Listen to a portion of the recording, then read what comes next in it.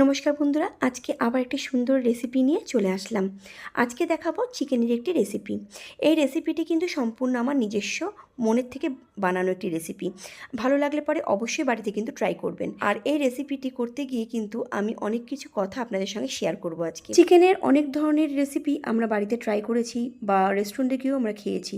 তো ভাবলাম যে আজকে একটু ডিফারেন্ট কিছু চিকেন বানানো যায়। বাড়িতে অনেকগুলো ক্যাপসিকামও ছিল, তো ভাবলাম যে না, আজকে ক্যাপসিকাম দিয়েই একটু অন্য কোনো রকমভাবে চিকেন বানানো যাক। চিকেনের এই রেসিপিটা তো বানিয়ে ফেললাম, কিন্তু এটার তো একটা কোনো নাম তো দিতে হবে।